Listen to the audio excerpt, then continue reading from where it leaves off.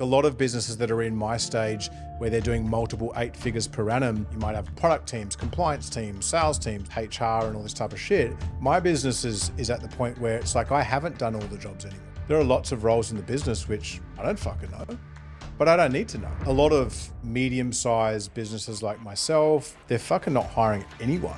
Just with AI, and we made 22 people redundant 6 weeks ago. There'll be some of my team members that potentially will listen to this. At least a third of them won't be in the business a year from now. What was the biggest difference going from multi-7 figures to multi-8 figures? The community is a group of people that are like-minded, and there's a certain level of them being like product spokespeople for you. A movement is where they are a self-perpetuating lead aggregator funnel, where they're just driving you leads all day. We've got our business to a point where we've created a movement. What is it that is going to take you to multiple 9 figures? There's a few things. Welcome back to another episode of Founders Playbook. As per usual, we have an absolute legend at Vibes HQ here today. Today's guest is a lifelong entrepreneur. He literally started at 19 years old, who has built a 35 million fitness education empire from the ground up. He started as a personal trainer, then saw an opportunity in the fitness education space and pivoted hard. Fast forward to today, he has certified nearly 400,000 professionals globally through his companies. He has done all of this while raising 7 kids along with his wife and business partner. Please welcome the founder and chairman of Clean Health Group, Mr. Daine McDonald. It's a pleasure to be here, bro. And I love this setup. It's awesome. It took you 14 years to get to 8 figures. Mm-hmm. What were the 3 main skills that you had to master to get to multiple 8 figures? First thing was myself, right? And I think regulating my emotions, regulating how I communicated and interacted with people. Because ultimately, I think when you start at ground zero, right? And it's just you're the subject matter expert, you're the solopreneur.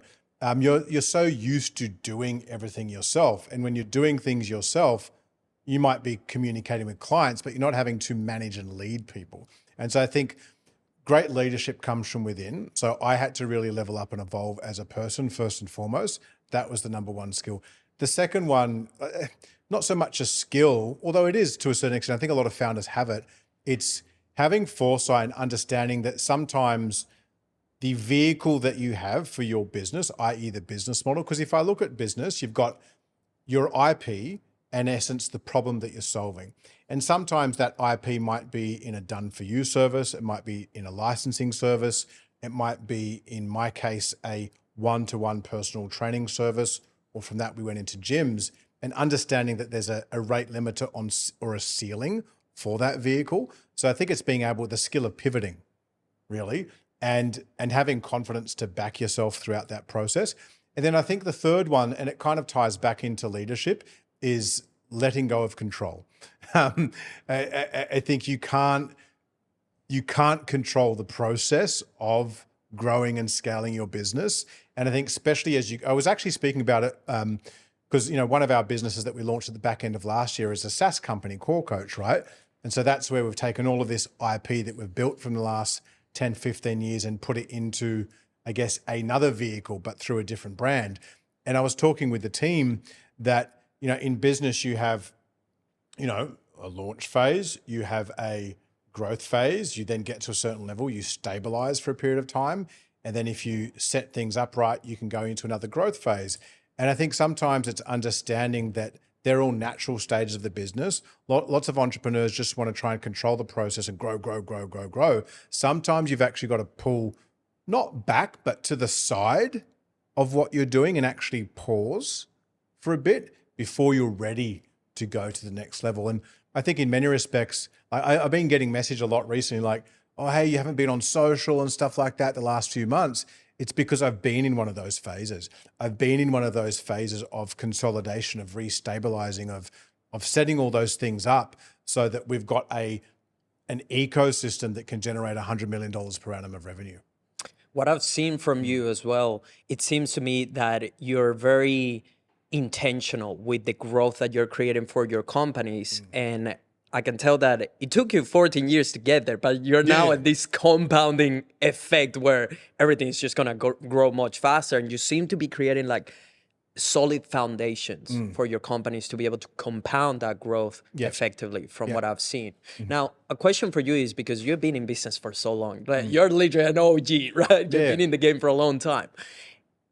In your experience as a founder, what makes a world-class founder that can lead companies that are at 8-9 figures? There's a multitude of different kind of ways I could go with this. I think I'll talk from my own personal experience. Is the more that I've gotten out of my own way, kind of alluding to what I spoke to before, and actually given my team the space to grow, the more things have moved. And so what I mean by that is I was speaking with my wife about it this morning, because we're very deliberate with our time right now, right? Like we have 7 kids, we have 5 different businesses, and we have stuff outside of our businesses in investing or property and things like that too, right? And so for us, every single minute of the day matters. And we were talking about it this morning. It's like, cause, she was like, I think we need to kind of focus here. And I'm like, look, let's step back. Like, what is the best, like Occam's razor, what is the best use of our time right now with our team? The best use of our time right now with the team is to be sounding boards for our leaders and to mentor our leaders. And through doing that, actually empower them to be micro versions of us, if not us, in the business, right? So that we are literally not needed, right? And I think that's one area that I've gotten a lot better at. The other area I think that you can get really good with these days is just leveraging and leaning into AI. We've spent the last year very heavily leaning into that space. The last kind of few months, my wife and I we've built out our own AI operating architecture with 28 agents across the different businesses and stuff like that. We've kind of been beta testing it and kind of building up the skills of our agents. Like we've got, CEO agents, EA agents, CMO agents, and basically got it to the point where, every single email in our business is getting referenced by these agents from our different team members, every single meeting point. So we're now waking up where we're getting daily intelligence reports showing us kind of where our decision making is needed or where we need to delegate things. So you were kind of asking me about my time and how much time I'm spending in the business. It's so much less than what it was a year ago. And the only reason I've gotten to that point is through empowering and mentoring those around me, but then also partnering with AI. AI is the great kind of almost like equalizer. And I think like a lot of businesses that are in my stage where they're doing multiple 8 figures per annum, because you've got an organization where you might have 50, 60, 70, 100, 150 team members, it could be at a size where it's at times too big to pivot into these new things. And so, one thing that we've made a concerted effort with is like, we weren't going to go out, because a lot of businesses this size, and for anyone that's kind of listening, the founders themselves might not be going and building out these architectures or these operating systems. They might be getting their team members or employing consultants, and that might cost $1, $2, $3 million to do, which sure, you could invest that capital, but if you're doing 20, 30 million of revenue, that's 10% of your overarching revenue that might be going into building out enterprise level tech. I just kind of took it on as my responsibility. Like I'm not a coder, but my wife and I have just vibe coded all this ourselves, and in essence downloaded the essence of all of our IP into this operating system, which has like changed the game for us. Yeah, and AI, if it's not being used right now, your business is just gonna die. Well, I kind of look at AI as like there's 3 different types. You've got prompt-based kind of AI, which is your typical GPT models. You've got semi-autonomous, where you've got an agentic workflow with certain guardrails and decision-making parameters that the AI can adhere to. And then you've got fully autonomous. So like with any of the agents that we've built, we've given them 3 layers of, I guess, agentification along those kind of, those workflows, but then given them different levels of authority based on their decision in the business. And I think it's like anything. Like I had he does about $4 or $5 million per annum per year, entrepreneur, literally messaged me as I was coming in. And he was like, how have you found like building the agents and doing that? I'm like, you can't, like with everything that you do, you need to almost like with AI, my mind works like from a systems engineering standpoint. So I will step back and like, what do I want? Like, what is my core objective? So for us, it was to buy back our time. You know, if you haven't read that book by Dan Martell, Buy Back Your Time, it's one of the best fucking books you'll Great ever book, read. yeah. And so kind of even just kind of using that framework, I want to buy back my time so I can be a present father, so I can be present with my kids, so I can enjoy the fruits of all this stuff that we've built. And so it's like whenever you're looking at this stuff, really building out like, what do you want it to do? What is the architecture behind it? What are the skills that you need these agents to do? What are the guardrails that you need between prompt-based autonomy, semi-autonomy, and full autonomy?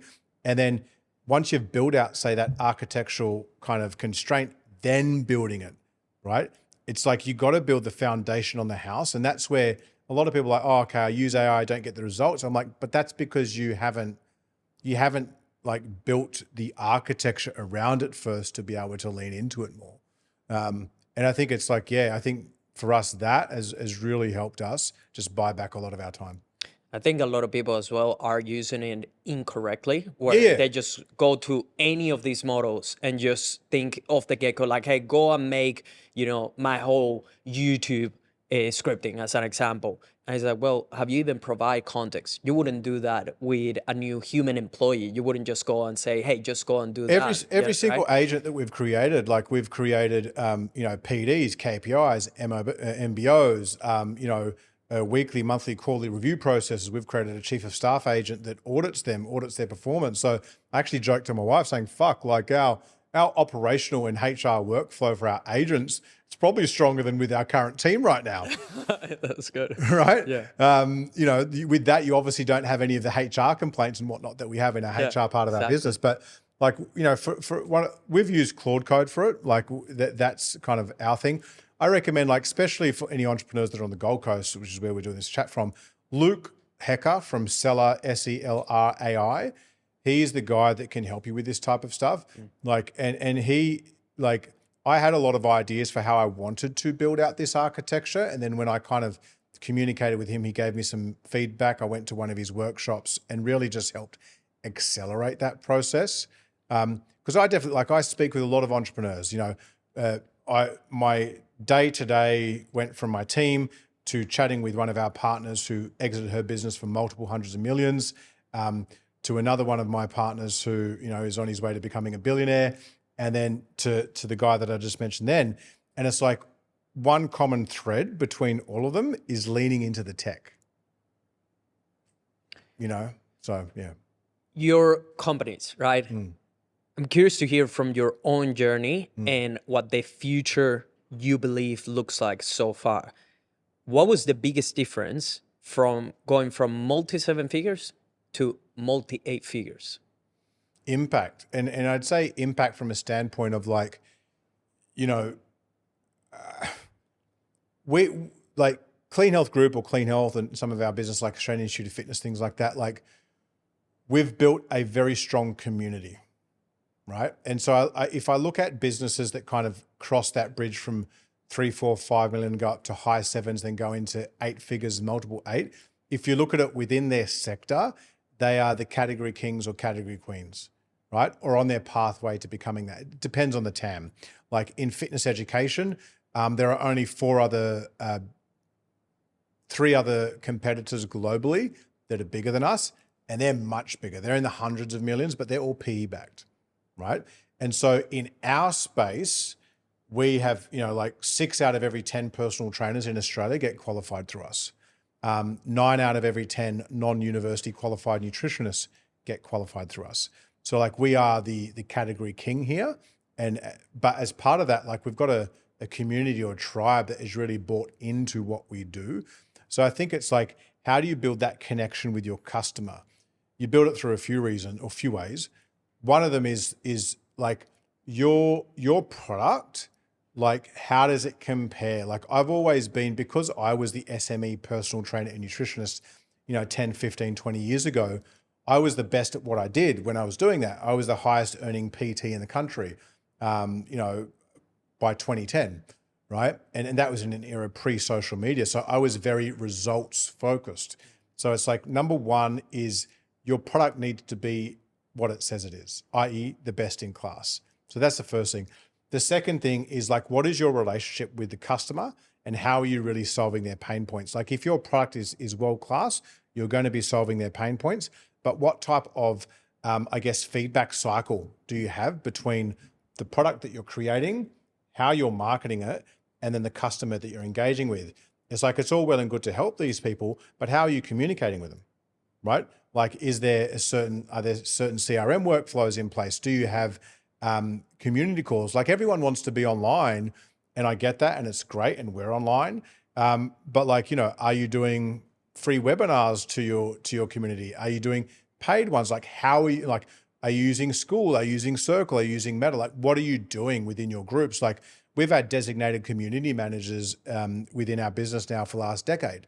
We've always had someone who in essence has been like a community cheerleader, a community hype person that is basically hyping up the community to engage with our product.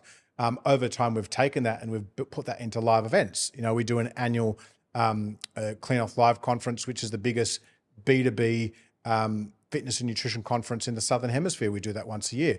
We're actually going to do it this year on the Gold Coast. We should probably have between 600 to 1,200 people in person and several thousand online, right? So it's like, you know, how are you communicating with your audience? But then what type of events, whether virtually or if you're at the level to be able to invest in person, are you able to bring your community together? Because that's what it is. You look at Adam Sullivan, he's done it masterfully, right? He's gone from what I would say is building a community to driving a movement. And there's a difference between community and movement. To me, and the difference is the community is a group of people that are like-minded, that are working towards a certain goal. And there's a certain level of them being like product spokespeople for you without you asking for it. A movement is where they're fucking raving fans, right? Like they are a self-perpetuating lead aggregator funnel, right? Where they're just driving you leads all day because they live, breathe, and eat what you do.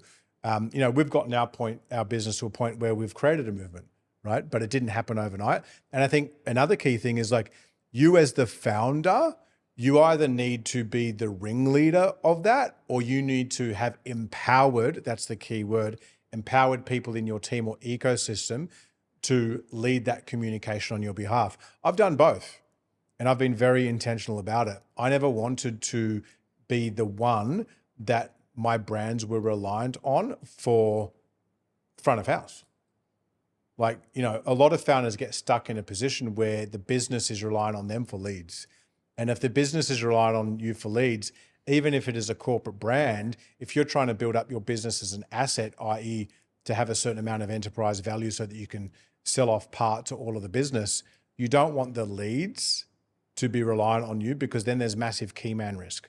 I've done that when I bought businesses, right? Like one of the first things I look at when I acquire companies is like, what is the key man risk? Like do I need the founder for front of house and back of house? Or at the very worst, do I just need them for back of house because they've created a lead filtration system or aggregation system that doesn't rely on them? And I think that's saying like as a founder, when you're building your business, it's like, how can you get yourself out of being front of house where you are required for leads? Like think about it. My businesses we sell accreditation in personal training, nutrition, massage, and then continuing professional development in those spaces. I was the consumer, a PT nutritionist, but I haven't been for over a decade. I have other people now, like the Adam Sullivans, Lane Norton, Sebastian Orebs, that are kind of like, you know, I've built out the Avengers, right, in my industry, right? You know, they're out there doing that. They get rewarded handsomely for what they do, but it's not relying on me. And that's the way I like it. That's something brilliant that you have done extremely well, which I want to get into. But before we get there, right? So basically, building a movement is what drastically made the difference between multi-seven figures to multiple eight figures. 100%. It was, for me, we always had the best product. We always had the results, but we weren't spending enough time on engaging with our customers and making them feel part of the journey. Would you say that that's brand, what you have built? There was definitely like, and we had the brand because we'd applied that brand to different verticals within the industry, but it's kind of like, and it's hard to build movement online, right? Because like we had that when we had in-person gyms like 10 years ago, because you're coming into the gym and you're in the gym and you're communicating with them. But we'd kind of pivoted way too much online and forgotten that. And so it was around 2021 or 2022, kind of 2 years into the whole online COVID thing, which we'd started about a year before. So we weren't playing catch up. And I was like, there's something missing here. Like I feel like we're doing well. Like the business is fairly turnkey. I'm, earning really good money, but like, it's not, we should be bigger. And it was really just for us, it was that like taking that brand credibility and basically, leaning into community allowed us to kind of really create a bunch of raving fans for that generation of the business to really drive us to the place that we're in now where, 60% of Australia's PTs get qualified through our brands. That's absolutely insane. And by the way, that's a big difference between certain personal brands or companies. Is like when they have the ability to get people to show up to in-person stuff, to take those people from online to show up. That's how just like Adam Sullivan, shout out to the top C. He's freaking crushing it, right? Yeah. But he has that ability as an example. You guys have been able to do that too. So that's a big difference in between like the personal brands and companies that are doing best. Sure. Now, what is it that is going to take you to multiple 9 figures? Yeah.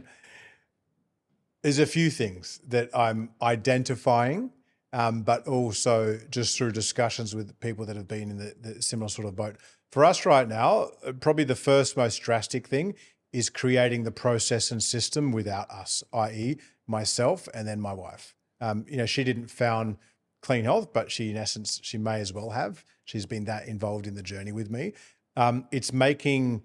I think one of the biggest things, like when you get to the level that we're at, where you've got departments, HR, and all this type of shit, it's like there's just a lot of IP floating everywhere, right? Between like you might have, like we've got product teams, compliance teams, sales teams, marketing teams, mentoring teams, experience teams. So there's all these different teams and they've all got different IP. It's like, how do you take, because like a lot of entrepreneurs will talk about this when they've got 5 or 6 staff. And I'm like, that's great. That's easy to solidify that IP because you're still very much in that phase where you are, and you probably should be, in control of it all. And you've also done all the jobs. My business is at the point where it's like, I haven't done all the jobs anymore. There are lots of roles in the business which I don't fucking know, but I don't need to know. But what I do need to make sure is that the people that do know are documenting that. So I think that was one of the biggest things the last few months for really building out this, AI operating system architecture, which solves all of these IP gaps, these, SOP gaps and things like that in the business. That's the first thing.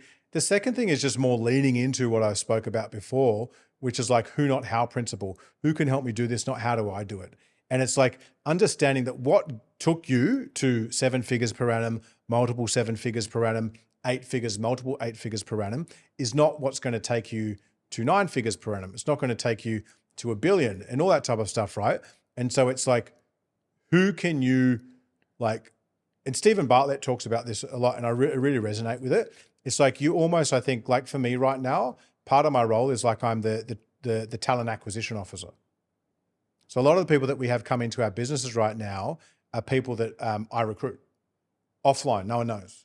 Could be via a DM in social. It could be LinkedIn. It could be someone that's just followed me. I've looked at their profile. I've seen their background. I'm like, maybe there's something there and strike up a discussion, right? And I have people like this at any one time. I might have a dozen people, right?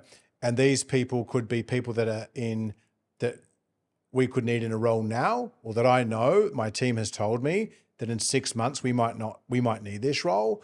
And so this person might be in that. So I'm nurturing it, right, as well. So it's like, I think getting good at talent acquisition for you as a founder, as you kind of where I'm at right now, is important.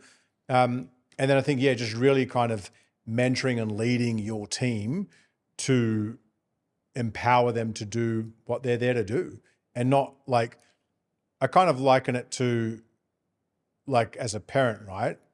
Like I'm the captain of the household and all of my children living within the household. And my job is to help them, you know, learn from the mistakes that dad's made, but also empower them to fall on their, to fall over, to trip up a bit as well, and not be afraid to do that. And to do that, you need to set up boundaries.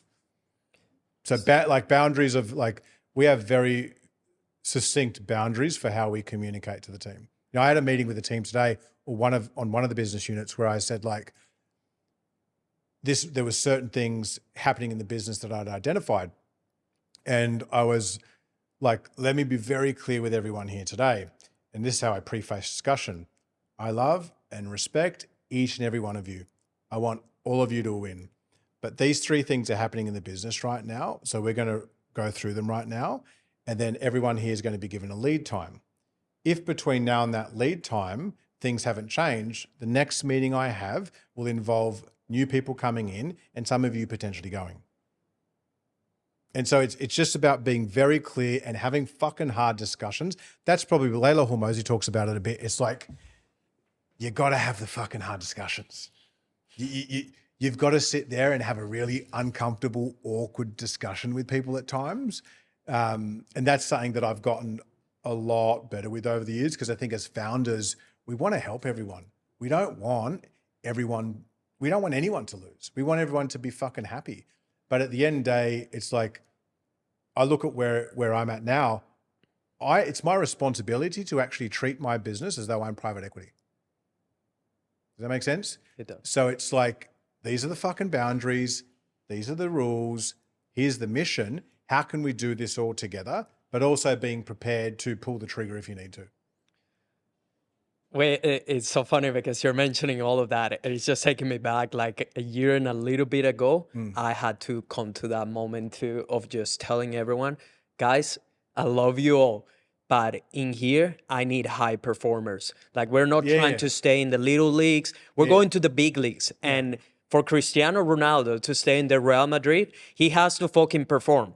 Otherwise, he's going to the bench. And if he does it that many times, he's going out of the team. Yeah. So for you to be on this team, to help us build the #1 podcast agency for business owners on the planet, you have to be world class. And if you're not there, I need to see that you're working and leveling up towards becoming world class, right? And we let go of a bunch of people that for so long, we were just clinging into it because we're like, no, but what's going to happen? You know, because you care. They've been with you for that long. And it's like, well, they provide for their family. Some of the people that were with us, they've been years with you. But at some point, you got to make the hard decision, right? There's a few things on that point, like the team. So the team that you have in the first few years of your business is not going to be the team that you have after 5, 10, 15 years.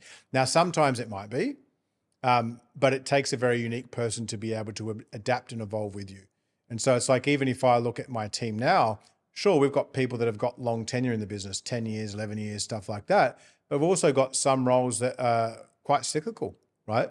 And I think even with that, like when it comes to, like we pretty much anyway right now have a blanket freeze on all hiring. We're not hiring anyone, just with AI and stuff like that. And, you know, we unfortunately, made 22 people redundant 6 weeks ago. Just because we realized that we could automate certain workflows in the business, right? Like that's the reality of it. So it's like a lot of, say, medium-sized businesses like myself or larger businesses, if you look at them, they're fucking not hiring anyone, right?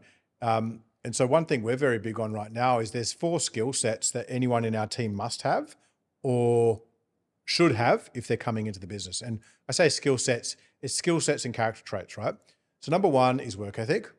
Now that can be a hard one to, not a hard one, but that people will tell you during an interview process, they work hard, right? That's cool, believe them, but do reference checks, right? Because like, like we have a certain project going on in our business right now, and there's about half a dozen or 8 people in the business. that are literally working. They're working across the Easter long weekend. Like they're working. They're working 8, 9, 10 o'clock every night. They're doing big 14-hour days, 6 days a week. They have strong work ethic. They're not even being told to do that. That's just their character trait, right? Because they see the mission, they value the mission, and that's how they operate. So there's a work ethic. The second one, I think, is just their values, their personality. Like what type of person are they? Because like for me, I'm a father, I'm a husband, I'm a family man, right? So for me, anyone in my team, if they don't pass the barbecue test, i.e. would I have them at my house for a barbecue? They're not in. And like my leadership team knows that. They're very much like that too. Like if we can't all sit there together on a hot sunny day and jump in the pool together, it doesn't mean we need to be best friends, but that's very important to me. Like, I even though we have 100 plus people in our businesses, like I still try and keep that small business family kind of feel in it. Because that's also why when you have that, people will work to 8, 9, and 10 o'clock at night and treat it like their own, right? That's the second thing. The third thing is just skill set. So the skill set of their current role. Now, the first two things I think are harder to train up. Like you can't, it's a lot harder to teach someone work ethic because that's a behavioral trait, right? Values based off belief systems, which is based off the inherent programming that they've received in many respects, depending on how you want to look at it from before birth, right? Through genetics and lineage and all that type of stuff. That one there is a hard one to shift.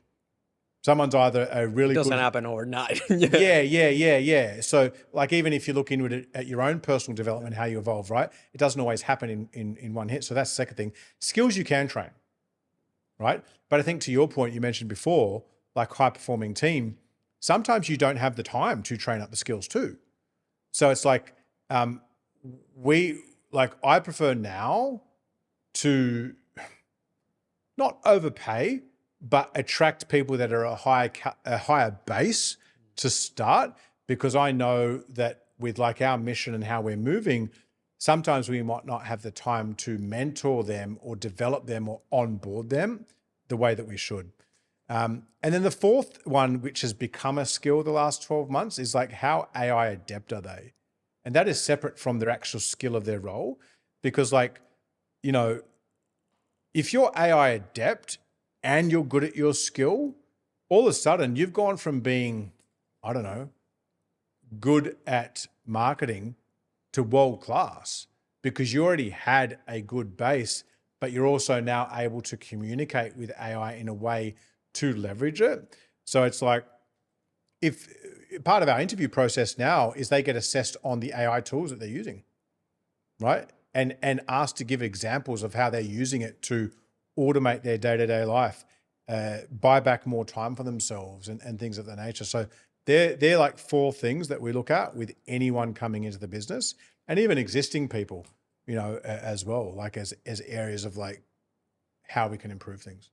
AI is an amplifier, right? And the other thing is the delusion is to believe that it doesn't apply to whichever role. It applies to all of them. So it's more about finding, depending on what you do within the team, I have this, how do you leverage AI I have to this amplify discussion with you? my kids right now. It's like, because we've got 7 kids, obviously. And so how that works for us is we've got, my wife had 3 kids in her first marriage, 3 boys. I had 1 girl in my first marriage, and then we've had 3 together. And so our kids range from our eldest, who is soon to be turning 19, to our youngest, who is 3. And so like for the 19-year-old, the 17-year-old, and the soon to be 16-year-old, they're coming into a world where everything that they were taught up until this point in their lives is almost about to be thrown out the window. So much of the jobs or careers that they've been taught in that outdated education system are actually no longer going to be there in the next few years. Won't exist, yeah. Right? So it's like they've spent all this time. So like with the 3 eldest, we've got 2 that are, I guess, more like hands-on, less academic. And then we've got 1 that's quite academic. Now, for the ones that are more hands-on, I'm like, looking at professions that are more traditional. So like if you look at stuff that was around 500 years ago, building, cooking, chef, things like that. These are things that, sure, at some point, robots will do it and all that type of stuff, but they're going to be around for a bit longer. Law, accounting, my fucking agents do this shit as good as mid-tier partners in some of these firms that we use in our business. So it's like a lot of the traditional stuff is going. So it's like if you translate that to your business right now, like I know, and there'll be some of my team members that potentially will listen to this, at least a third of them won't be in the business a year from now. The ones that will remain will be the ones that have the work ethic, have the values, have the skills, but then also have almost like merged with AI. Like I don't know about you, but like, I don't even remember what it was like to work without it. Like we use it every day at all times, like for almost everything. But you know, like we as founders and like entrepreneurs, that's our normal. For a lot of people outside, it's not. Like you got to think about it. If you're a founder listening to this and you have employees, right? So you might have a team with 5 people, 10 people, 20 people, 50 people. The people that are coming into your business a lot of the time, they're not like you. That's why they're working with you or for you, right? So what might seem like simple shit to you, to them it's like, oh, it's not. So it's like that talent acquisition is fucking critical for this next stage of business, because if you have even just a small part of your business that's not aligned to all of this shit, like that competitive moat, that edge that you currently have as you're trying to grow, like you're at a risk of losing it. It's funny because a few months ago, I was picking up one of the cars at the mechanic, and he was like, how's everything going and stuff. We had a good relationship, and I was like, oh, look, difficult week. We had to let go of some people, but it's just that we don't need them. AI, agents, all these things. And he's like, oh, that chat GPT thing? And I'm like, oh shit, bro, you're lucky that your job is gonna be, you have a little bit longer until the robots come in. It's coming for you. You just have a little bit more time. That's the reality. So I was like, fuck, because we, and so now with our youngest children, like, we've got them, we put them into school this year, back into school, just because we'd moved up to the Gold Coast to meet people. But we're structuring our life so that next year, my wife and I have even more time, and we're just going to bring a teacher in with our own modified curriculum that we've been working on, which will be a blend of traditional, but also what we believe is essential for our kids moving forward. That should be the way to go. Now, let's put it to talent acquisition, and removing yourself fully from the business is what's going to get you to multiple 9 figures. I also know that you have billionaire connections, right? And people that you have been on these tables with and discussing, what got them to that place. From what you know right now, what makes the big difference between 9 figures and becoming a billionaire? Good. It's a good question. I think it's a combination of like the category king analogy that there's probably a few things. The category king analogy attached to brand. So if you look at any kind of $1 billion brands or businesses, right, they're household names, right? They're brands, like a lot of the time. There are ones that fly on a radar, but it's like they're household names, their brands are impeccable. Now, what builds a brand, right? We kind of spoke about this before. The quality of the product, the quality of the engagement with the community, right? And creating those raving fans. But also just, I think, the ability to pivot and move in the market cycles. Like one of my friends, speaking to her this morning, like, she's built up a multi 9-figure per annum kind of business, and she's about to rebrand her business after 11 years with the logo. And I'm like, fuck, that's a big play, because like you've already built a very big brand and you're about to rebrand the logo. She's like, yeah, but like that logo was 11 years ago. It's not relevant for our consumer base right now. So she's like, a lot of our customers, like a lot of the customers that helped with that brand are not like this demographic that's coming through now, this generation, and not connecting with the brand look, feel, and flow. So to get that next generation, they've decided to pivot. So I think pivoting is a big one. I think the other thing is a lot of it will come down to like what type of person you're becoming. Because I don't think we like me, I'm very big, and I think most entrepreneurs are big on growth, right? big on, stepping into that highest level version of themselves. And so like one common denominator I've seen with any of these people is like, it doesn't matter if, and a lot of the people that I'm kind of talking about, they're in their 50s and 60s. So, 10, 20 years ahead of me, even at that age where they never have to work another day in their life, they're still, I was speaking to one of them the other day. I'm like, oh, we have to. He's like, oh, I'm currently in fucking San Diego. I was like, what are you doing? He's like, oh, I'm at this course, like doing a course. Like, okay, like he doesn't need to work. His kids don't need to work. His grandkids don't need to work. His great grandkids don't need to work. He's still putting in the fucking work. He's not resting on his laurels. So it's like, I think, we spoke about it briefly when I came in before. It's like you were asking kind of about like my current work-life schedule. And I'm in a season of like, I realized that consolidation, I spoke about it, but I realized that consolidation for me was about who am I? What type of man am I? What type of husband am I? And that's critically important in the context of my businesses because my wife and I run them together, right? So what type of, like, how am I actually nurturing that relationship with my wife, right? As a man and for her as a woman, like, as the masculine and the feminine, how we bring that together in business, how we bring that together on the home front, how we bring that together within ourselves. What is that relationship like? So last few months has been really about like reconnecting on that front. We've been together for 13, 14 years, 7 kids, everything else in between, along the journey. So both of us have made a concerted effort just to focus on when we saw each other, right? We saw each other at one of the hotels here on the Gold Coast. That was because it was a date night that extended into 2 nights of just us time at the hotel where we didn't turn the phone on for 2 days, So I think it's really kind of watering that grass. And it's interesting, like we spoke before about like billionaires and stuff like that. Any of the ones that kind of I have connections with or people in the multiples of 9 figures, I'm very much about family, right? I'm very much about like, I don't want to be the rich dude that has a fractured relationship with my children. I don't want to be the rich dude that wakes up out of bed every morning and can't move because I'm in so much pain and I'm unwell and all that type of stuff. I want to be the dude that, like I am right now, I can play soccer in the afternoon with my son. I can jump on the trampoline with my kids. So it's like the season of life for me right now. It's about resetting the home front and building the base. And it's been interesting since I've stopped because it's always, I think for entrepreneurs, it's force and flow, right? So we have a target and we try and force it, right? We force it with our habits, our minds, our obsessions, right?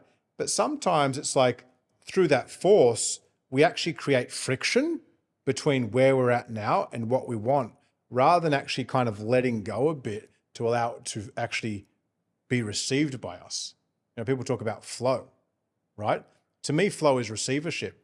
To me, flow and receiving that stuff is like knowing that I'm worthy of it, knowing that I've got the daily habits and I've created the environment to attract that. But then 3, knowing that, as we spoke about, there's seasons of life where I will do the 80-hour weeks and all that stuff, but there's seasons of life where I'm going to do a lot less because I need to nurture things on the home front. And I think even for entrepreneurs right now that might not have kids and that might not be as relevant, that could just be self-work on you. Like I spent my first 10 years of my entrepreneurial journey just trying to become the best at the craft, at marketing, at sales, and all the entrepreneur stuff. I didn't take much time to really work on like, what's actually triggering the way that I react to someone when they talk to me like that? What shadows do I have behind me that are triggering the way that I'm leading and managing people? And really actually going inward. The more I've gone inward, the more money I've made, right? And the happier I've been, which is the critical one. My KPI for success every day is like, do I wake up with a boner for life? Am I happy, right? And for many years, I thought it was all the money and cars and all that shit. It wasn't, bro. So yeah. Those are just trophies, right? Along the way. Yeah, just nice things. Like I think there's nothing wrong with liking nice things. For some people it's watches. Some people like watches. Some people like dresses. Some women like handbags. Some people like cars. Everyone's got their own one. Definitely reward yourself, but reward yourself at a time when it is relevant to do so. I think sometimes also, and I've done it, we overcommit and overspend at times when, especially when you come from not having earned money to now all of a sudden you've got it, you know. And I mean, I could speak for myself, and it's kind of like if you look at archetypes of personalities, a lot of entrepreneurs, in particular male entrepreneurs, have this, whether they want to believe it or not. There's some shadow, there's some chip on the shoulder, there's some self-worth issue, there's some validation issue, there's something underneath them, there's something driving them to want to be the best. Now, sometimes that can come from a great place. Sometimes, like it did for me for many years, was a fuck you to my dad place, right? There's no judgment. It's no good or bad thing, but it's like being aware of what's driving you and acknowledging on whether or not that driver actually serves you now and serves you for the greater mission is the important one. Because not everything that got you to this level is what's going to get you to the next one. So you want to be constantly commercially and personally. Yeah. One thing as well that you touch on, the pivoting, that's one thing that, as an example, Elon Musk with Tesla has done tremendously, right? And very recently, it was a car company. It's not now. It's not now. That's very recently they decided to cut the production on one of the most profitable car models that they have, because they understand that the future for them is robots. It's Optimus. So they're basically needing the factory and the space where this car is manufactured. And for them is the opportunity cost of not leveraging what they have for the biggest opportunity, which is the robots, is too great. It's too costly, right? So they're removing that to make the space for what's actually going to be the future move for them as a company. And if you look at that with Musk, like, and a lot of people would look at that and say, wow, that's like a very ballsy, almost a certain risky move. To him, it's not. Why isn't it? He's an example of someone, and I think this applies to all entrepreneurs when it comes to decision-making and confidence, right? I'm confident in making decisions and pivoting and doing things because I have this, I've created the same habits and the same environment I've created the same resilience through my habits every day to put time under the bar in what I do so that I'm able to navigate challenges moving forward. So what that means is, like, I have a lot of certainty in my capability. I know what I'm good at. I know what I'm okay at. I know what I'm great at, and I know what I shouldn't be doing. But that's taken time and self-awareness to do that. So, like, you know, pivoting and doing things, it's like another thing that I've seen within myself is the more experience I've had, and you don't get experience through working 2 hours a day, right? Now you might get to a point where you have days like my day today where I'll do 2-3 hours, right? And that's day school, holiday, stuff like that. But like, you only get to that through putting the work under the bar and through failing forward. You know, and that's where you actually build the resilience and the muscle memory to be able to do that stuff and actually back your vision. So it's like a lot of entrepreneurs will spend so much time over fucking analyzing shit. Like, just fucking do the thing. Just do the thing. And if you fuck up, who cares? Doesn't mean you're a bad human. You're actually better to, like, to me, failing to fail is failing yourself. So like, if you don't create a environment in your life where you're willing to give it a go. Like I say it to my kids, I don't care what you do. Like, I'll give you guidance on what I think you should do, but if you're not passionate about it, then I would be hypocritical to tell you to do it just for the money. You obviously want to do it from a place of passion. You obviously want to make sure there's a commercial opportunity, but at the end of the day, just try your best. Try your best. And that's going to be good enough. And if you fail, who cares? Is it definitely that it's a very common pattern that I've noticed after working hundreds of business owners. The most successful ones is super obvious why they're there. It's not because they're the smartest. It's not because they had even the best team sometimes or the best product. They just do the thing. They don't overthink shit. They just go and do it, and they don't get on their own way of basically and getting there. You made a good point. Like we spoke about product, and I'm very big on having the best product. But to your point, there are a lot of successful businesses that don't. They don't necessarily have the best product, but they've got a great business. So like, I do think though, if you look at the bigger businesses, like the category kings and queens that are like the TAM or the market leaders, they tend to have the best product. So it's like, I do believe that not having the best product, you could still have the successful business and make money. But I think most of the businesses like that aren't around for 5, 10. Like I started the Clean Health brand 18 years ago, right? That's a lot of time, right? It's had four and a fifth business model, right? Because the vehicle for the brands, I've pivoted them over time, but it's had that longevity, I believe, from my experience, because in whether it was PT, gyms, live event workshops, we were the best and are the best at what we do. You were at a conversation with a billionaire and another one that was very close to being a billionaire. And during that conversation, you were told, hey, have you considered buying your competitors? Oh, yeah. Why did you buy your competitors? Look, because I'm a very big, like, success leaves clues, right? So it's like, I'm not going to go take advice on how to be a better dad from someone I don't respect as a dad. I'm not going to take advice from how to be a better husband from someone that I don't look at and say, wow, how amazing is this guy with his wife, right? So when it came to that, obviously, when it comes to business in that particular example, they were people that, were mentors and that I had a lot of respect for. And kind of when they spoke about that, it makes so much sense to me now, because it's like, there's a few ways you can grow in business, right? You can grow organically, but then you can also grow through M&A or roll up, acquiring competitors. And so I'd gotten to a point in early 2023 where it's like, we were doing several million a year in profit. We've been doing that for many years.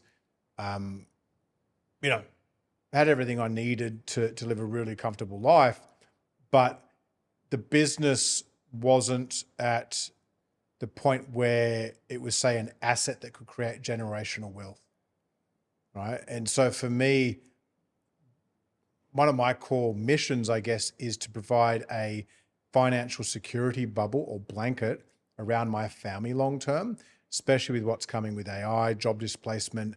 I think that we'll have a version of the Hunger Games society to a certain extent over the next 10, 15 years.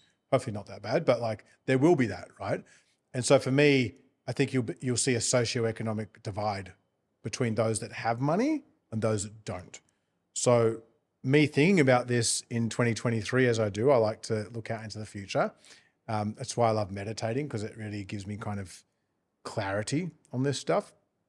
It just made sense in that, well, okay, if I want to add 2 million of profit to my business every year, I have to look at the product, look at the user, look at the market demand, create a top of funnel marketing strategy, create a fulfillment strategy, and create this whole end-to-end funnel, right? To do that. Or can I just go buy that 2 million EBITDA? And so after doing it for so long, like that shit, I was like, fuck, let me just go try that. And so I started like just reaching out to first I reached out to the Australian Institute of Fitness, and I think their current CEO just thought I was like a crackpot. And he's like, look, yeah, I love the energy, but no, we're not, we're already in a process with another fund looking to sell. Don't worry about it. I'm like, oh, cool. Well, bye. And so then I went to another competitor who I thought was only doing about $1 million a year in profit, but they're actually doing like 2.5. And I got in contact with Yona. I'm like, hey, he's like, I know who you are. And I'm like, and it was funny. I often tell this story. That dude now is one of my best mates, right? I thought I was buying a business. I ended up getting a lifelong brother from it. And I'm like, oh, I want to buy your business. I'm like, he's like, I don't want to sell. I'm like, okay. If in 3 months' time, and this is what I said to him, like in 3 months' time, or 3 or 4 months' time, if there was an amount of money that you would need to change how you're feeling right now, what would it be? And so this was my negotiation strategy. And he's like, well, I've got 3 other partners on it. Let me think about it. I'm like, well, before that, just like ballpark, like how much per annum in profit are you doing? Because I thought it was only $1 million. He's like, 2.5. I'm like, fuck. I'm like, that's more than I'd kind of budgeted just based off multiples. But this particular business, Vast, had the only non-university based nutrition qualification in the country. And so strategically for me, it made a lot of sense to acquire it. So I'm like, look, go away and have a think about it. And then let's chat with your partners and come back to me. I think we spoke 48 hours later. And he's like, look, spoke with everyone. He's like, I know you're a no bullshit guy. So this would be the figure that it would need to be because we weren't looking at selling and we'd had a 3-year roadmap and now random Daine's just coming in saying, hey, want to buy your business. We're open to it. He came with this figure. I said this figure. We met in the middle. I'm like, done. And that's how we agreed to. I'm like, done, pending due diligence, right? 4 months later, transaction done. And it was done on a handshake. It was done on a relationship. And then the day after that, I ironically bumped into the new CEO of the business that I'd gone to acquire in the same city where I'd bought Vast. And then the next day, that person I sat down and struck a deal that he was to take to the board to buy that business. So it kind of like, I didn't go, in 2023, I thought I was only going to buy 1 competitor. We ended up buying 3 in 9 months. In 9 months? Yeah, it was like 20 mil of acquisitions, a bit more. And I didn't plan that, but it just kind of fell into it. Now, 2 of the deals, the first one was amazing. Like there were no hiccups. It just integrated into our business really well. So like when you do M&A, there's a few things to look at, right?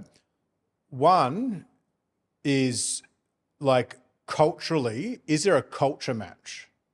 So out of the 3 businesses that we bought in that 12-month period, the first one and the third one had the closest culture match. The second one had the least culture match.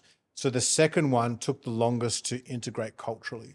Because you've got to think like right now, as a founder who has not done M&A, your team is been attracted, if you're between, say, probably under 30 staff, you've probably interviewed every single person or been involved in it, right? So you've either made the decision or your GM has, and that person has a lot of the time been attracted to you as the founder. So there's a personal relationship. In M&A, there's not. They don't give a fuck about you. They're attracted to the people that you just bought the business from. So if there's not a cultural kind of, be like if I use American politics, be like a Republican going and buying a Democratic business, right? It'd be like someone from the right going and buying a business on the left. You saw that with Elon Musk with Twitter. Conservative-based owner bought a very woke-based company. What happened? Mass firings, literally complete disruption, right? So our first business, we didn't have that. Our second business, either let go or through resignation, 45 people in 4 weeks. Wow. Just stepping in, yeah. just going in, 45 people are gone. Yeah. And I was very clear on the initial meetings with everyone. I said like, hey guys, like a lot of you would know who I am because you're in the industry. Because the previous board members of that business, they were kind of like, in many respects, the founders of the fitness industry. They were all in their 60s, living on boats in the Greek islands and shit, right? Great people, but were retired. And so they'd had a business under management. So that's the second thing is like, first thing is culture. 2, when you're buying a business, what level of key man risk is there? And so like the first business, the 4 founders were the owners, but I felt confident based off the culture and the way that the CEO of that business had systemized a lot of things that we only needed them for about 6-8 weeks. So that was another thing for me to get them to agree to buy. I'm like, here's your price. Here's the price, but in 6 weeks, you're gone, right? Because a lot of the time when you're selling a business, the incoming investor or owner is going to want to handcuff you or have you on there for a period of time, right? So your level of ability to step away from your asset that you've built will be based off the level of systemization, the culture that you've built, right? Now, the third business that I acquired had a great culture, but had no fucking systems. And I had too much trust for the founder, and I didn't realize that the business was a corporate brand masquerading as an influencer brand. So what I mean by that is an influencer brand will generally be required or will require the influencer to be doing the social and to be the front of house selling all the shit. I assumed that this brand didn't need that because of trust. And at that point in my life, I'd had two awesome wins on acquisitions. It's like, I have a, I don't know, 7-inch cock or whatever it is. I thought it was 10. I was like on a roll. I was like, I'm unstoppable. So there was a lot of ego there. Yeah. And boy, was I wrong. 12 months later, it cost me about $5 million. $5 million. Yeah. Just one decision. Yeah. Lost, right? So I lost $5 million between the back end of 2024 and last year, it took us about a year to recover. Like I would say, we're only really recovering from it in that part of our businesses the last 3 to 6 months. Looking back now on that particular deal I shouldn't have done it. You lost $5 million. Yeah. If you have to point out, these are the 3 reasons as to why that happened, what would they be? So there are certain archetypes or personality profiles. People talk about star signs and different things. Certain people have different traits and behaviors with how they act. I tend to, I'm like a fiery founder through and through, like I'm what I'd like, if you look at human design profiles, I'm like what they'd refer to as a manifestor generator, right? So I like to make decisions. I'm very clear on my vision. I like to make decisions very quick, and I'm a high emotion guy. I tend to be up or down. I'm not really a baseline person. My wife is what I'd refer to more as a generator. So she's more of a consistent emotional bandwidth. That works really well for us. For me, I should have slept on it. I met with the founder, like the other deals. It was literally chat, handshake, verbal agreement done. I remember in that meeting, there was something off in my gut that I felt. Don't know what it was. I was just like, a voice said to me, slow down. My ego said, why? You're unstoppable, right? So one thing I've learned now is, 1, I will sleep on things.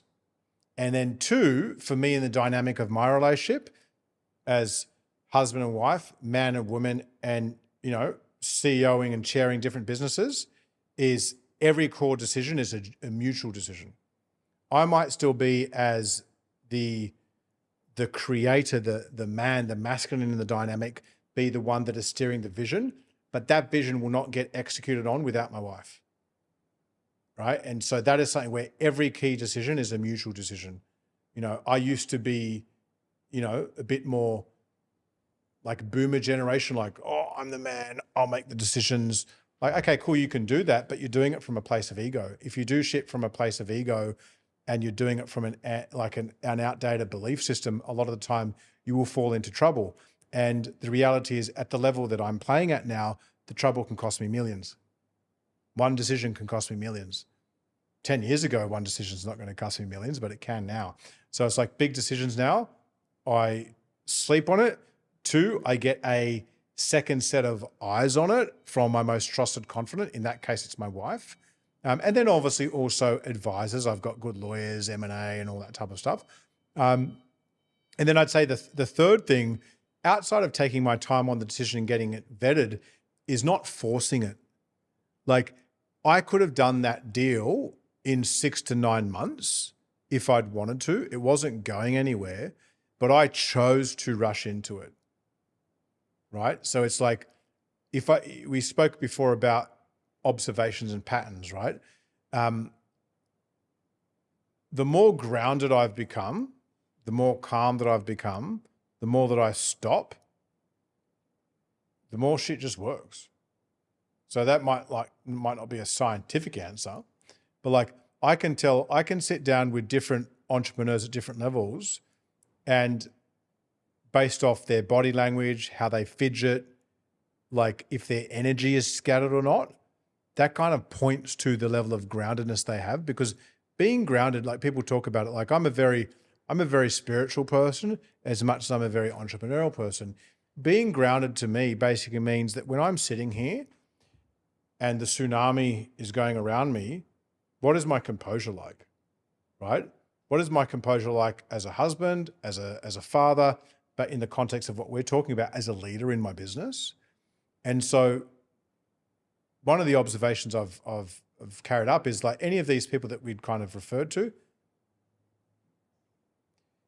they make quick decisions, but on big things that could kind of cost a lot of money and impact shit. And also, because not only did it cost me money, that decision, it also stunted growth, right? It also stunted growth. So stuff like that, take your time, which goes against most founders. Most founders want to like just work hard, play hard, right? Like just slow down. That's the key thing. And speed, that's a word that I keep repeating to my team. Sometimes you've got to slow down to speed up. It's true. Yeah. It's true. Now, you basically learn that, hey, I need to trust my God. I need to sleep on big decisions that can create a big opportunity cost or a big cost financial, as an example, right? Making sure that you have the right advisory around you and get another set of eyes and just slow down with some. What was wrong, though, about that particular deal, founder, business that resulted in losing $5 million? Probably a few things. One, I knew that the stuff that they like is, because there's different ways you can buy a business, right? You can do all cash, you can do vendor finance, you can just do script for script, so like equity rollover. And how you do that will be based off could be based off the cash flow of the business, the stability of the business, the level of key man risk or key woman risk, stuff like that. Now, I knew in this particular business there was a high level of key man risk because that person was kind of going through a bit of a midlife crisis at that point in time, right? And nothing wrong with that. I've been through them. But I know when I went through it, like as much as I maybe would have cared to admit it, I didn't probably follow through on my obligations to people as much as I normally would, because I was in a very dark place, right? I was all over the place. I just wasn't my normal self. And so I'd identified that during the process with that person, but I didn't listen to my gut on it. So that was the first thing. Second thing was, we spoke before about like systems and structure. It became very evident very quickly that there wasn't much there, despite them doing several $1 million a year. I assumed that we would just be able to sort it out. What I didn't take into consideration was the fact that they were in America. So that business that we acquired was in the States. So the first two businesses I bought was in Australia. That team and business was all in the States, right? So that also involved, like, I bought the business, but then only 3 months later did I actually fly over and meet the team. And that was a mistake. I assumed that, like, what I should have done, and part of that was because my wife and I were getting married. Like, we literally finalized the deal the day of my wedding in the morning. Fuck, I would never do that now. But anyway, dumb. Fuck. Talk about not being present. But we both were. We both were in that kind of, not that we weren't present and loved each other, we did, but we just weren't, like, we were prioritizing the stuff that wasn't as important, right? So it was, we spoke about the culture thing. A mistake I made was not actually flying there literally the day of the deal and meeting with all the team and really establishing the culture old school, in person, face to face. Because by the time when we went over there a few months later, the cultural cracks that had started to show from the founder who'd founded that business 8 years ago to literally them having left the building. There's these new owners. Sure, we love these new owners, but like, we don't have a relationship with you at the end of the day. Sure, your track record speaks for themselves. Sure, this stuff, but like, as I spoke before, they signed up with that person. We don't care yet about you. We're building a relationship. Yeah. I should have gone over there and spent a few weeks building that relationship. And I didn't think that I needed to. because I was like, well, okay, this all speaks for itself, right? That was the second thing. And then third thing I would say was probably at that period of time, actually, and it kind of comes back to like obligations.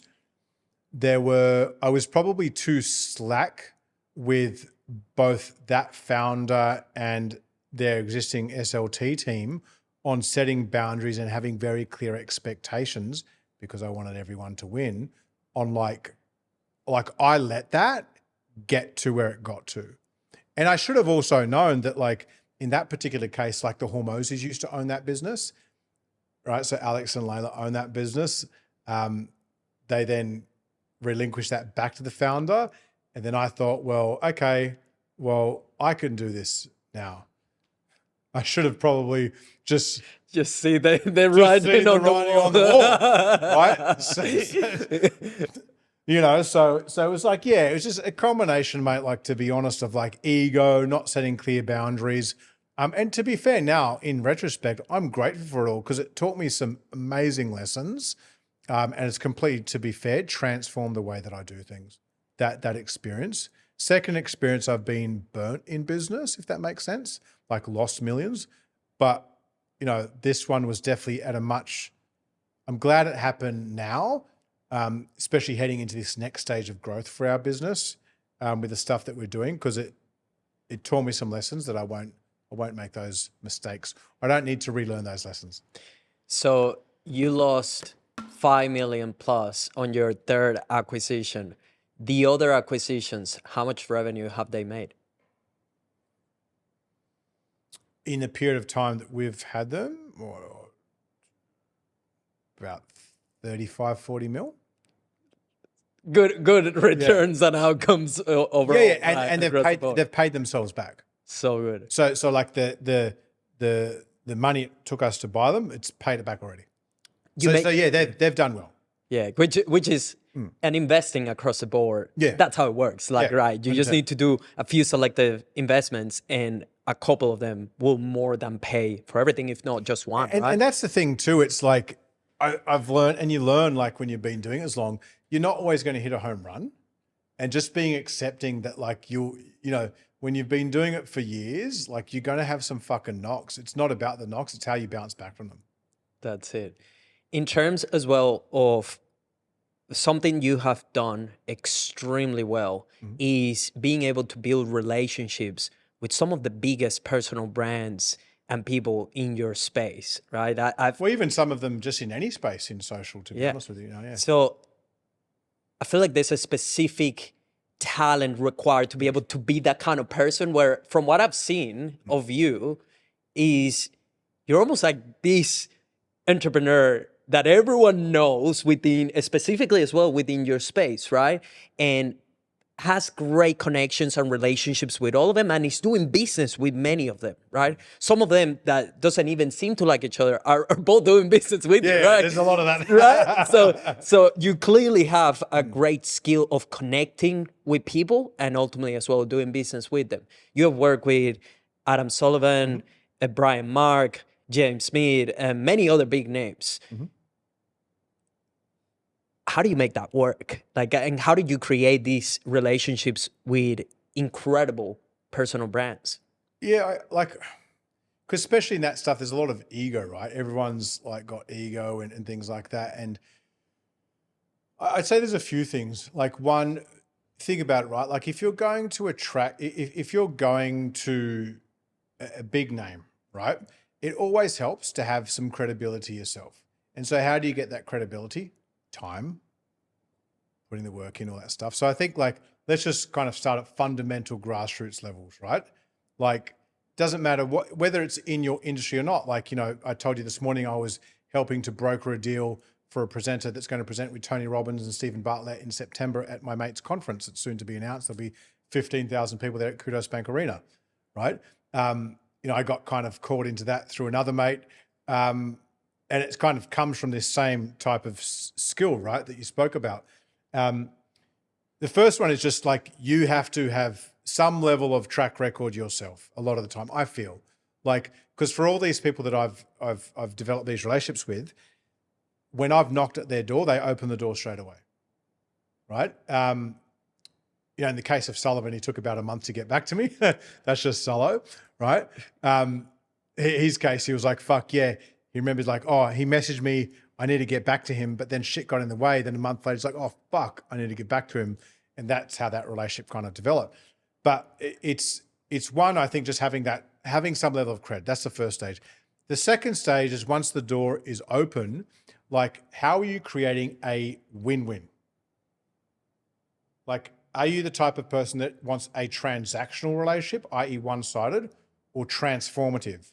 A transformative relationship to me is, I actually want you to win more than me, right?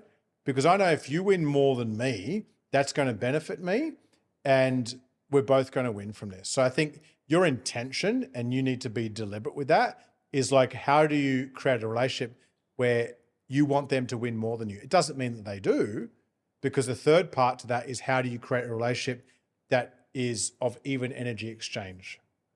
Now, sure, if you look at someone, and I'll use Sullivan as an example, right? Or Kayla Itzstein. She's someone that we've announced, we'll announce her partnership in the next week or so. So, but any of these big names, it's like they have a very specific skill set and a very specific talent, right? And you obviously are going to have that in whatever you do. You don't want to create more work for them, because I can tell you, the bigger the ones that you work with, they don't fucking have time, and they do not want to be taken away from the thing that is making them the money and making the impact. So you need to be able to create a partnership or environment that slots in, right? So it's like, how do you make the minimal viable offering for that partnership with the minimal amount of time so that they get the largest return on time investment with you, right? That's like, I've paid out 50 million to my partners over the years, a lot of money, right? But the way that I've always structured stuff is, in essence, you guys have the brand, have the trust, have the authority within that sub-vertical of this overarching vertical, right? We have the systems, the structure, the people to help monetize that in an area that you're not monetizing right now, okay? So all we need you to do, depending on the level of involvement, you can either be super involved, someone like a Sebastian Oreb or a Lane Norton, they want to be super involved.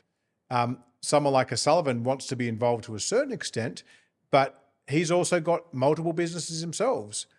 There's a reason why people like him don't have many other partnerships, right? Because they don't want it to take away. It needs to slot in. So it's like, you need to create an environment where it's win-win. It needs to slot in. And then on the human side of things, I think that's the big part, because like, at the end of the day, a lot of people, if they don't like you, aren't going to partner with you. It's like, how do you hold your ground on the value that you provide without it becoming a dick swinging competition, right? Like, I've been very good in my industry where, I don't know, if you use the Avengers analogy, who would I be? Who's Samuel L. Jackson? Yeah, I know who you're talking about. What was his name? I can't remember. Yeah, he's the dude. Yeah, he's the glue. He's the glue that brings them all Yeah. together. He has a different form of superpower, right? His form of superpower is aligning all of these different big personalities under one common vision, one common goal. In the Avengers, that goal is to protect the fucking planet. So it doesn't matter if you don't like each other, you're aligned with his vision. He has a talent to bring them all together. I think in partnerships, like, if you're more the entrepreneur or the business person that might not have the big profile per se, like, you need to look at your sector. Like, what is the mission of that sector? What is the vision? What are you trying to accomplish together? You be the one that sets the vision, sets all the clarity, sets the structure, and just makes it easy for them to slot into and makes them enjoy it too. That's the biggest thing. It's like, it needs to be enjoyable for both sides. Because if someone's already earning $1 million a year, $10 million a year, $50 million a year, if it's not fun for them, they're not going to fucking do it. You know, like I look at this relationship this morning, part of brokering this deal. I brokered this deal for one of my partners to speak at, open up door for this person to speak at this massive entrepreneur summit, right? This year, this person's a partner, right? I'm looking after a partner. I told this person this person could have chosen between us and, NASM, which is a $1 billion company in the States owned by Blackstone, right? Part of the reason why this person chose to partner with us instead of them was because of the personal relationship. And, I said like, okay, we've got this partnership. And I remember saying to this person, this will extend outside of what we do. This will extend outside of our partnership. And today was an example where I've set up an opportunity for them.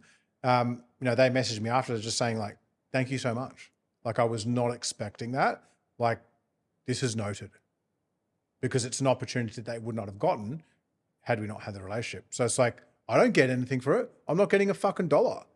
I'm just helping that person. And that particular person, they had a goal of wanting to do more keynote speaking and now they're doing it. So, that paid off big time for this person that is going to go and do that, like be on the same stage with these two massive global brands. Right? Yeah, 100%. But conversely, I know it will come back to me. I know this person will do us it'll come back.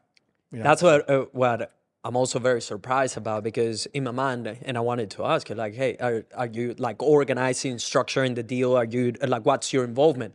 But you're just doing this to build relationships. Yeah. That's awesome. Like building relationships sometimes too, like think about it, you invest energy and time, and that's when it comes back to like wanting them to win more than you do. That's the energy that you're putting into it. Sometimes that energy might not come back straight away. It might not actually come back at all, but I'm also a big believer in karma too, right? So it's like, I'm just going to like, my intention every day is to go to bed every night. And when I tuck my kids in at night, knowing that they're looking at me, that like, I'm the best role model, the best man that I can be. And so that when I put my head on bed at night, I go to sleep soundly because I know I'm being the best human that I can be. So I have no problems like setting other people up to win because I know it inevitably comes back. Sounds like a lot of these big personal brands that you have established relationships with have been you reaching out to them. What has been the line that you use to get the conversation started? There hasn't really, to be fair. I'd love to give like some secret hack here. A lot of the times it's just me reaching out, and in particular in my industry, them knowing who I am, knowing that if I'm reaching out based off my track record, that this could be, it's definitely a chat worth exploring and going from there. But in saying that, it didn't start out that way because it had to start somewhere. So I would say like my first big partnership in my space would have been 2013. And it was actually with my mentor at the time. So, I think for a lot of people out there, like one of the best places you can go to kind of, if you're like, who do I reach out to in my space or that? A lot of time, look at the mentors that you've worked with. I think a lot of people listening to this podcast will have invested into courses and times and stuff like that, because you're going to have that kind of relationship and that level of trust there. The other sometimes, like it was for me in 2018, was actually with one of my staff, Mark Carroll. Mark now has a $50 million property portfolio, has the Verto app with him and Lauren Simpson in the space. And it was just actually about giving one of my team members an opportunity because they didn't have a brand at the time. But I saw something in them as the entrepreneur. I'm like, you know what? Like, I reckon this could be something. So I'm going to fund it. I'm going to back it. I'm going to give them a really fair equity split on all this stuff, more than I probably need to. And just, it went from there. This is a this or that segment. So you just choose one or the other. Yeah. Tea or coffee? Coffee, fuck. 100%, bro. Sushi or steak? Steak. Expert or jack of all trades? Ooh. For me, jack of all trades. Product or service business?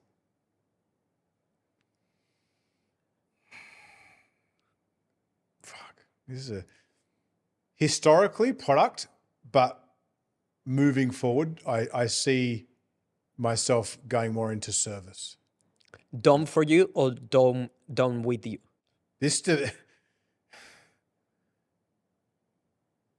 Done with you to start. Done with you or do it yourself? Me, I like to do it myself, but yeah, it depends on where you're at in the market. CEO or founder? Ooh. Well, I'm a founder more than I'm a CEO. Instagram or TikTok? Instagram. Instagram or YouTube? YouTube. YouTube or LinkedIn? YouTube. YouTube or X? YouTube.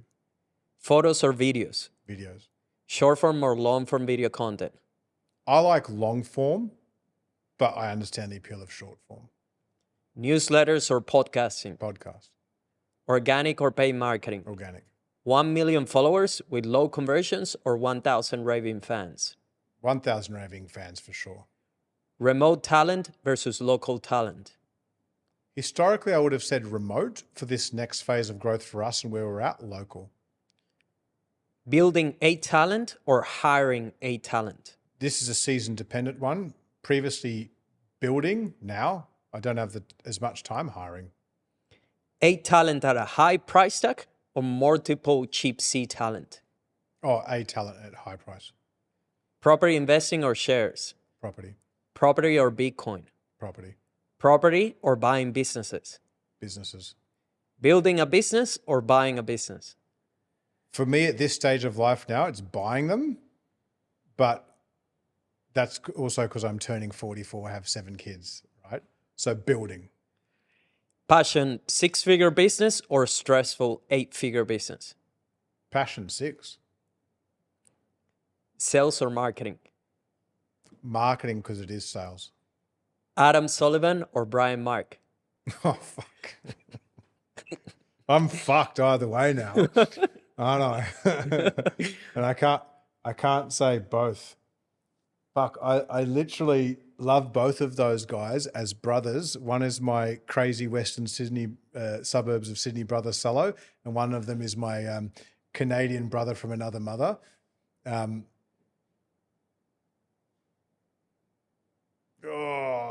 Just say it. I know who you're picking. I can't say. I genuinely love both of these guys. I would say Solo because we are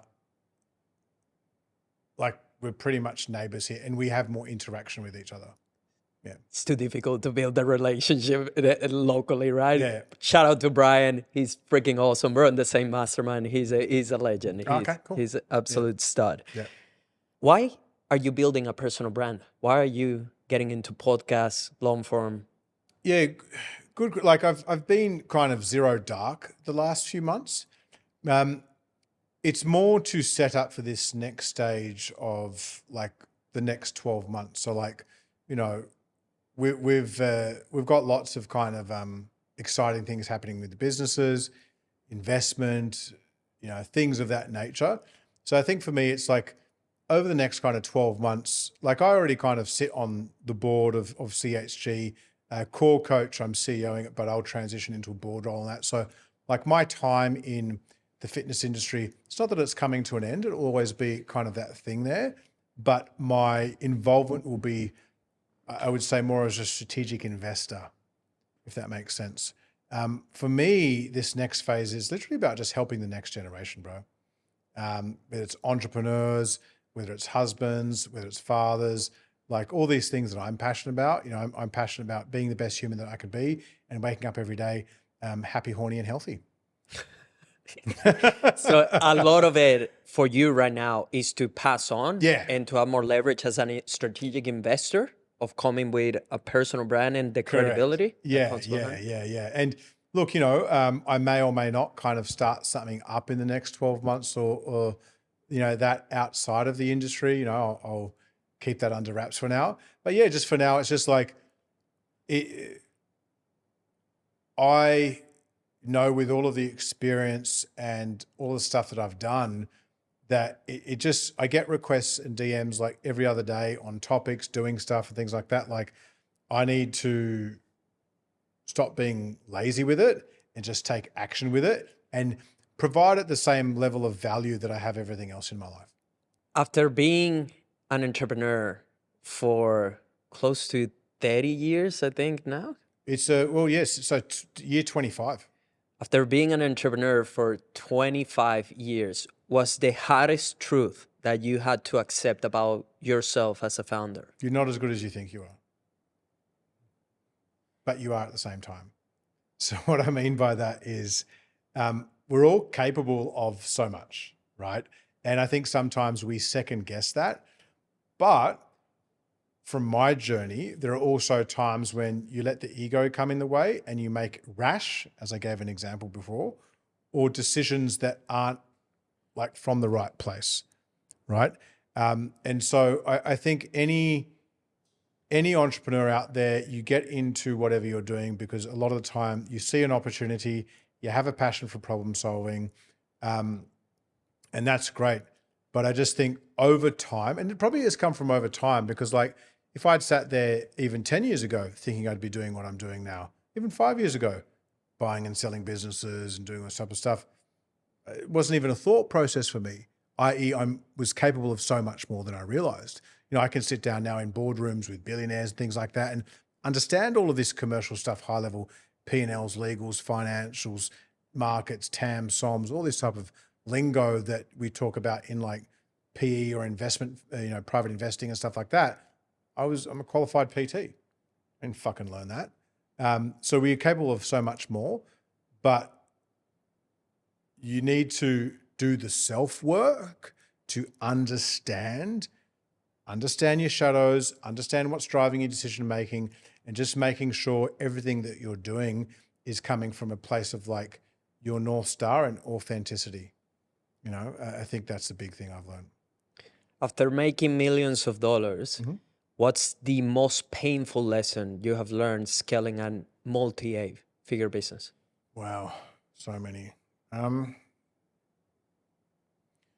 Probably it's an observation which has come from multiple lessons, is that redefining what success actually is to you, and that, for me, the journey of entrepreneurship has cost me marriages. It's cost me millions throughout the way. There's been near-death experiences along the way. There's just been a lot throughout that journey that had I been in the place that I'm in now, where it's like really understanding that, there's buckets of life. There's family, and that family might not necessarily mean you as a parent, but just your extended family. There's that relationship with yourself. There's that relationship with your money, because money and business, we think about them the same. They're not, right? There's a relationship with your business. And there's a relationship with basically the market that you're out there, trying to serve and do this stuff with. And it's like, so often I think as entrepreneurs, we chase money. We think that having an 8-figure business will solve all of our stress. I can tell you, as your business grows and goes through seasons, sometimes it adds stress, right? But it's really just determining what is actually important to you in life. So if I could kind of go back, I would have probably sought more counsel from people that were like grounded rich people, like happy rich people. Like I love the stuff, for example, that Alex Hormozy puts out. He's not happy. You saw that in the interview with Tony Robbins, right? Doesn't mean that he's got bad information, but he's got amazing information, but I don't want to be a empty rich dude. So I think it's really aligning with your values and where you're at life and what's important to you. Very good observation. Mm. If we were to take everything away from you, Mm-hmm. all your companies, everything Yeah. that there is online about you, and you can only leave 3 things for other founders to be able to successfully scale businesses to multiple 8 figures, what would you boil it down to be? Be open to feedback. So like removing ego and being open to receiving feedback from people that have walked the path. Again, that comes back to the ego thing. That's the first thing. The second thing is understanding that along with the feedback, there are people out there that are better at things than you are. So the more that I've asked myself the question, who can help me do this? Not how can I do it? i.e., how can I stop controlling everything and allow people to do those things for me that are better than me at those things? That's that art of delegation. And the third thing is basically understanding that, like, with all the money I've lost, with all the money I've made, with all the periods of great health, with all the periods of bad health, like there is no right or wrong, and there's polarity. So you will go through different seasons the longer you're in this game, right? The key is understanding that when you're in a slump season, it's a fucking season. And you need to ask yourself in that season, what do I need to learn about myself right now, my business right now, the consumer that I'm serving right now? So those 3 things: myself, my actual business and team, and then the market, and then pivot based off that. What's the worst business advice you have ever received?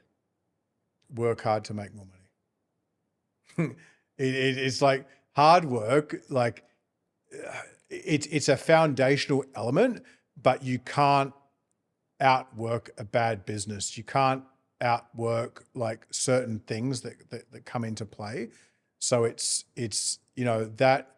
that old school mentality has a place, and I've been a poster boy or a poster man of it for many, many years. But there's more to success in business than just working hard. Opposite to that, what's the best business advice you have ever received? Take your time before making, what does Jeff Bezos call them? Oh, I'm trying to remember. Basically, before making decisions that could materially change the direction of your business, is just take a bit more time, which for a lot of like passionate, fire-driven founders, we like to make decisions then and there in the moment because it feels right, but maybe not considering everything else around it. So just take your time on those big material decisions. Mr. Daine, absolute pleasure to have you here today. Definitely a banger episode on information and insights. Thank you for coming here, making the time to share with other founders and business owners. Where can people find you, connect with you, inquire about anything with you? Just Instagram at Daine McDonald. That's probably that's the only social channel that I've been checking. I actually checked my phone stats the other day. I average about 8 minutes a day on Instagram at the moment. That's good. Yeah. Not forever, but just for now, the season that I'm in, like 8 minutes a day. But yeah, if you message me there, I will get back to you. Awesome. As per usual, if you enjoyed this episode, go down below and pretty much leave a comment. Just share it with other founders and business owners. That's all I ask. Of course, subscribe if that was beneficial to you, and all the links, as per usual, will be down below. Other than that, I'll see you in the next episode. How was that? It was so good, man.